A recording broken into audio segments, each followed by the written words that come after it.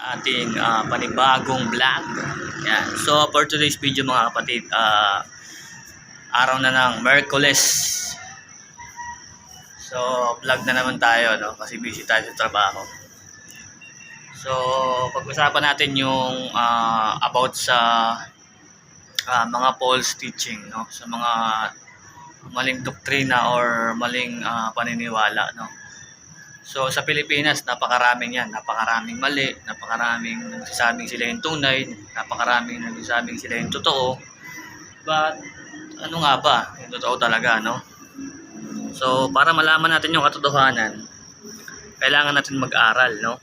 Mag-aral tayo ng salita ng Diyos, no? Kasi kapag pinag-aralan natin ng maigi yun at nasa tamang aral naman tayo, malalaman natin ang katotohanan. At yung katotohanan, yun yung magpapalaya sa atin. But napakarami ngayon, no? Kasi sa Pilipinas, sobrang dami ng sekta dito at denomination. Kaya hindi mo na alam kung sino yung totoo sa kanila. Kasi napakarami nagki-claim na sila yung tunay na church. Sila yung totoong church. Sila yung church na tinatag ng Panginoong Jesucristo.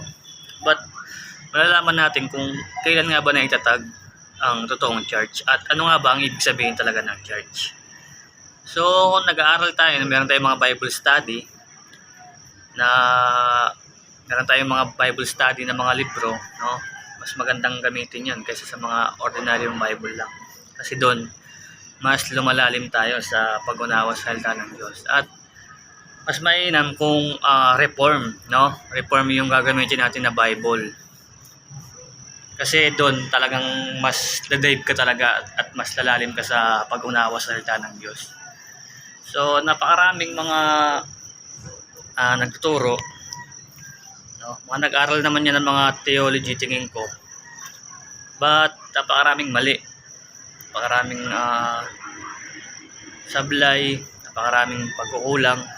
Kaya nga ako hindi na muna ako mag-share ng salita ng Diyos. Kasi ang dami ko pa rin maling niluturo.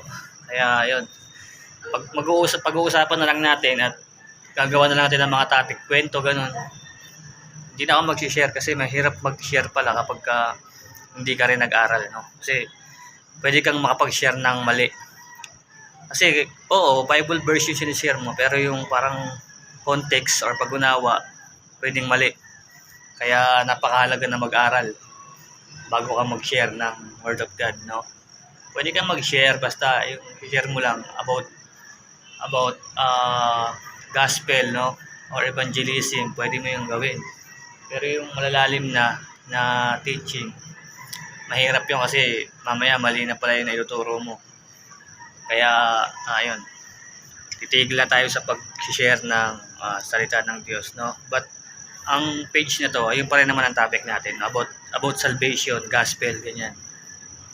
Pero yung pag-share o yung teaching, no? Mahirap yan kasi hindi tayo nag-aral eh. Kung makapag-aral tayo, pwede yan kasi mas lalalim tayo. But mag-aaral naman tayo sa pamamagitan lang ng ating pagbabasa ng Bible study, no? Yung book na Bible study, pwede yun.